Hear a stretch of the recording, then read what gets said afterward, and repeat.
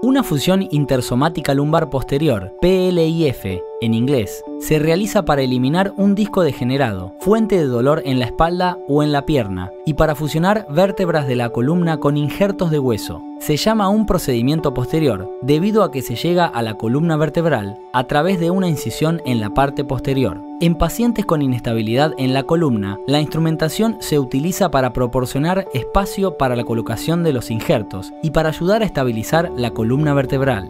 Usando una técnica conocida como cirugía mínimamente invasiva, este procedimiento se puede realizar con una incisión mucho más pequeña que las cirugías espinales abiertas tradicionales y evita daños en los músculos de la parte baja de la espalda.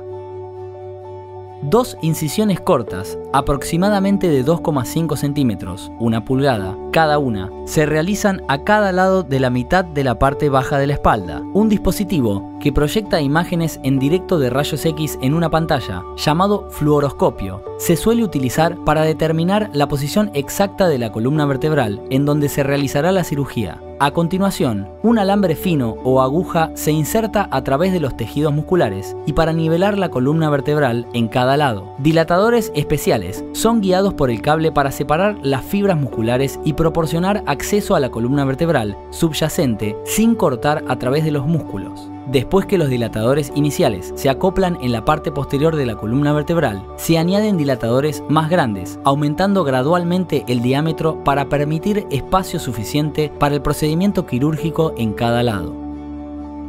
Se coloca sobre los dilatadores un dispositivo retractor que puede ampliar el campo quirúrgico y retener el músculo. Los dilatadores se quitan y un componente de iluminación se adjunta para iluminar el campo quirúrgico. Un destornillador hexagonal se utiliza para abrir las hojas del retractor, manteniendo los tejidos blandos fuera del camino. Luego de eso, la exposición quirúrgica se ha completado. Un endoscopio o un microscopio se agrega entonces al borde del retractor para proporcionar imágenes de primer plano en la pantalla para ayudar a guiar el procedimiento.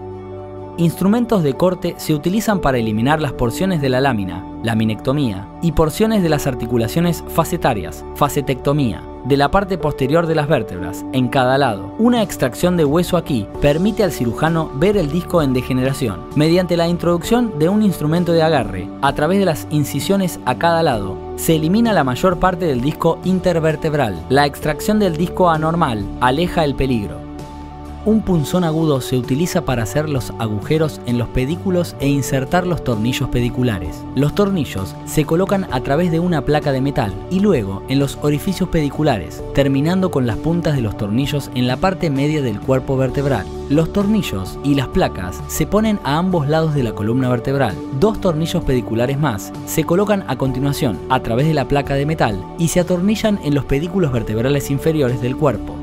Para prepararse para la inserción de injerto de hueso, el espacio de disco es separado, distraído, moviendo los cuerpos vertebrales o aplicando presión sobre los tornillos pediculares. Los tornillos se aprietan para sostener el espacio de disco en esta posición abierta. Dos injertos óseos se colocan entre los cuerpos vertebrales. Los injertos de hueso permiten una eventual fusión mientras el hueso crece entre los cuerpos vertebrales. En variaciones de este procedimiento, separadores, jaulas llenas de material de injerto óseo o material de suelo también pueden ser empacados en el espacio discal para ayudar con la fusión.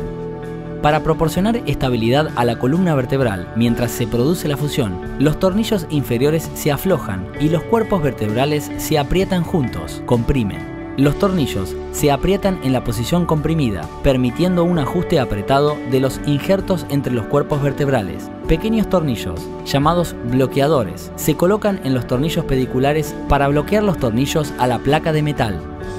El enfoque de la cirugía mínimamente invasiva, MIS, se puede realizar de manera segura con menos trauma a los músculos circundantes. Procedimientos de MIS pueden resultar en menos dolor postoperatorio, hospitalizaciones más cortas y la recuperación del paciente más rápida que los métodos quirúrgicos abiertos tradicionales.